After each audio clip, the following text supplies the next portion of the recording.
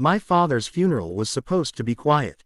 A small crowd stood near the old oak trees, the same trees my dad used to point at and say, "All this land will protect you one day." We were on our family property, 900 acres that had been in my family longer than the town itself. I was standing near the casket when I heard heels crunching on gravel. Fast, angry. Then a sharp voice cut through the silence. "Excuse me, where is the will?" Everyone turned. A woman in a black dress that looked more like a business outfit than funeral attire marched forward. She had a clipboard under her arm and a tight smile that didn't belong at a graveside. I recognized her instantly. Wah Karen, president of the nearby homeowners association that had spent years trying to absorb parts of our land into their planned community. "This is a funeral," I said quietly. "Please step back," she scoffed. "Oh please. We all know your father never filed proper ownership paperwork. You can't just claim 900 acres because you feel like it." People murmured. My hands clenched. Karen raised her voice. "If there's a will, show it. Otherwise, this land defaults to county review, and the HOA has already submitted interest." At my dad's funeral, that's when my father's longtime lawyer, Mr. Collins, stepped forward. "Ma'am," he said calmly, "this is neither the time nor place." Karen smirked. "Then let's make time. Because unless you can prove ownership right now, you're all trespassing." That's when she crossed the line. She turned to the mourners and said, "You all should leave. This property is under dispute." I felt my chest tighten. Then Mr. Collins said the words that changed everything.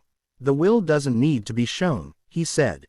"Because the land was transferred long before your HOA even existed."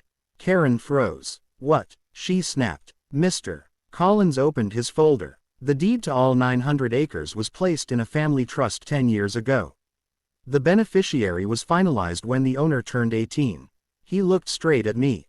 "That beneficiary is standing right here." Karen laughed. Actually laughed. "That's impossible. If that were true, we'd know." Mr. Collins nodded. "Oh, you do know. You just ignored the filings." The moment Mr. Collins finished speaking, the entire atmosphere shifted, as if the land itself had gone silent to listen. Karen's confident posture crumbled. Her hands trembled as she tried to laugh it off, but no sound came out. Mr. Collins calmly laid the documents across the hood of his car, explaining in a steady voice that the trust holding the 900 acres had been registered over a decade earlier, legally airtight, and deliberately structured to activate without probate.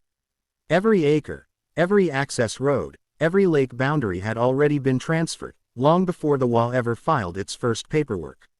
Karen attempted to interrupt, claiming clerical errors and demanding county verification, but the lawyer was already ahead of her. He revealed that the HOA had been formally warned multiple times to stop asserting ownership rights they never had, and that those warnings had been ignored. Worse, he explained, the HOA had collected thousands in maintenance and land access fees from homeowners under false claims, money that was never authorized by the real landowner, me. Gasps rippled through the crowd as people began pulling out their phones, recording everything. Karen's voice rose, frantic now, accusing everyone of conspiring against her, insisting this was all being done to humiliate her at a funeral. That's when the deputy stepped forward and quietly informed her that the county had already opened an investigation into the HOA's financial practices, triggered by a complaint filed years earlier under the trust's authority. Her knees visibly weakened. She demanded to know who filed it, and Mr. Collins looked straight at her and said, "The landowner did, through legal counsel." For the first time, Karen looked at me not with arrogance, but with fear. She tried to argue she had acted in good faith, but the deputy interrupted, explaining that good faith doesn't excuse fraud, intimidation, or unlawful claims of ownership. When he asked her to step aside for questioning, she exploded, shouting that none of this was fair, that the HOA would never allow this to stand, that she would fight it. But the crowd had already turned. Some HOA members quietly backed away. Others stared at her in disbelief. Within weeks, the fallout was total. Residents demanded audits. Lawsuits followed. Board members resigned one by one. The HOA's accounts were frozen, then seized. Eventually, the association dissolved entirely, its authority revoked by the county. Karen vanished from public view, her name tied permanently to the scandal that destroyed everything she tried to control.